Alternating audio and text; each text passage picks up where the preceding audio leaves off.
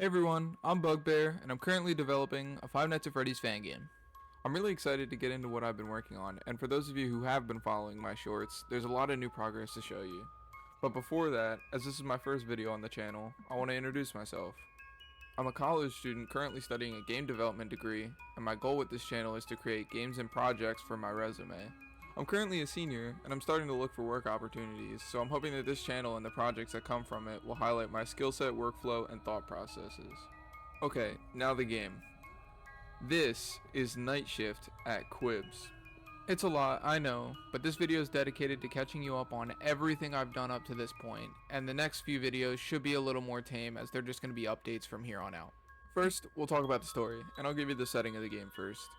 After the bite of 1987, the government decided that the ownership and operation of all animatronics was now illegal. One by one, businesses began shutting down or deconstructing their animatronics until all or mostly all of them had been destroyed. With animatronic entertainment becoming rare, some establishments began seeking places that would house animatronics, one of these locations being Quib's Bar. Quib's is home to 4 operational animatronics, 2 performers, a bartender, and a bouncer. With these 4, Quibs became a popular spot for those looking for a unique experience.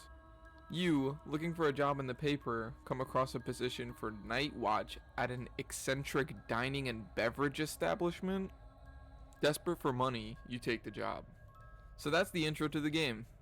The more intricate lore and details are going to be explained in things like the newspaper ad, the phone guy, and other environmental details. So if you're looking for more lore, keep your eyes peeled while you're playing.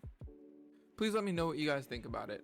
Obviously I like it, but it's important that it's intriguing and exciting, otherwise it's harder to get players interested in playing the game. Okay, moving on. Let's talk about these 4 animatronics. First off is Quibs. Quibs is the face of the franchise, or the Freddy of this game, if you will. He is a comedian duck that does stand-up comedy for the patrons of the bar. Right now I don't have much visually creative for these characters, so editor me will do the best to show you guys what I have so far and the look I'm going for in the end. To accompany him on stage and bring some variety to the shows is Vinny. Vinny is a humanoid animatronic dressed to look like a mobster that would have been seen back when the bar was a speakeasy. He's dressed in a black pinstripe suit with a hat and a microphone. Vinny will do concerts on nights that Quibs isn't doing stand-up, and together, they're the stars of Quib's Bar. Of course every bar needs a bartender, and Quibs doesn't disappoint. Ollie is an octopus bartender located in a 360-degree bar at the center of the barroom. Ollie has been upgraded from his original mechanical ability and is now able to take orders and create signature beverages using his 8 tentacle arms. He is dressed in a classic old-timey suit vest, bow tie, and mustache. Although he can't move, Ollie is the most advanced of the bunch, being able to listen and respond to patrons. Finally, we have Brutus.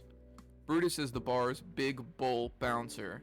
Anytime a fight breaks out or a patron is causing trouble, he uses his large, heavy frame to lift them and escort them outside. Brutus is also built in with a camera in his eye that will take pictures of banned patrons and scan the faces of entering patrons to make sure that only allowed guests enter. So that's the big 4. I have ideas for possible additional characters, but I can make a separate video on that later. For now, these are the 4 that will definitely be in the game, and they are the main cast of this game. Again, I want your guys' feedback, even if it's something small. For example, while creating these characters, Brutus was originally a gorilla, but as I worked on it more, I decided to change it to a bull. I really love spending time on the little stuff like this, so please don't be shy with your critiques in the comments, even if it's something you think is insignificant. Next up is the map. I went through a few iterations before landing on this one, and I'm really happy with the way it works. As you can see at the bottom, the office has 4 entrances. 1 door on the left coming from the hallway, 2 vents coming from the kitchen and storage, and finally a tunnel connecting the game room on the left to the office. Another thing to note about the entrances is that the vents are all connected, which means the kitchen and the storage both lead to both vents in the office, which is important for gameplay reasons. Over at the stage, you can see the starting spots for both Quibs and Vinny. Behind the stage is the backstage hallway that connects 3 rooms together. 2 VIP rooms, 1 for each performer, and a 3rd costumes room for spare animatronic parts and repairs tools. Across the bar room, in the top left corner of the map, is the bathroom.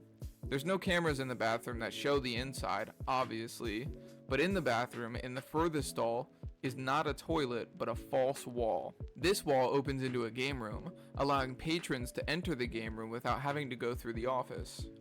What this means for the game is that the animatronics may be able to use the bathroom to get to the game room and then use the tunnel to get to your office. Finally, there is kitchen and storage. These rooms connect the bar to the backstage as well as act as the vent entrances for animatronics to approach from your right. And that's it. It's a pretty simple map, but I didn't want to do too much and I was trying to keep it realistic. Hey guys, I'm looking at the map right now as I'm editing the video, and I think I want to put a door from the kitchen to the main hallway right here. Let me know what you guys think about that in the comments. So with the characters introduced, the settings set, and the map laid out, we can finally play the game. So just like earlier in the video, I'm going to be going through each animatronic and their main mechanic that you'll be dealing with. First up, Quibs again. He's going to be moving along the right side of the map, through the backstage, and then into storage to get to the vents. To prevent him from killing you, when he's in the office, you can click the gray stage call button on the panel on your desk. As well as moving to your office through the vents, Quibs will also occasionally make jokes over the intercom of the bar. When he tells a joke, he expects laughter, so you have to hit the laugh track button on the right side of your panel so that he thinks the crowd likes his act. Otherwise, his aggression level will increase. Vinny's movement is similar to Quibs in that he will take a linear path towards the office. Vinny goes from the stage to the bar room to the bathroom. When he gets to the game room, he will grab a stack of cash and walk through the tunnel. When he appears in the tunnel entrance, you have to put on a mask and look at him to convince him you're an animatronic. After seeing you with the mask on, he will then count the cash on the back counter by putting money in a cash counter and then returning to the stage. Third is Brutus. Brutus will randomly walk around rooms making his rounds, checking to make sure that the bar is empty. He will randomly appear in the hallway, and after he appears in the hallway, you must turn the light off in the office before he gets there. After you turn the light off, he will stand in your doorway for a few seconds before moving back to his home position next to the front entrance. It's important to note that while the light is off, you cannot see either the tunnel or the vents to check if Vinny or Quibs are there. Finally, Ollie. I have a few ideas for Ollie, and I think he's a really interesting opportunity to have a mechanic involving a non-moving animatronic. Right now, the leading idea is something that puts pressure on cameras to force the player to be switching between cameras.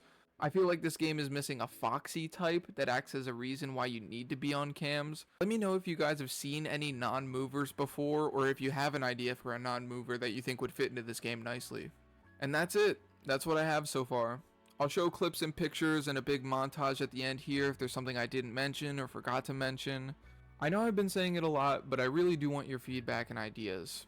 Please like the video so more people can find us and help us create this new fan game. And if you're interested in the game, the best way to get updates on it is by subscribing to the channel. Thanks again for watching through the entire video. I hope this game is as exciting for you guys as it is for me, and I hope to see you guys in my next devlog. See ya.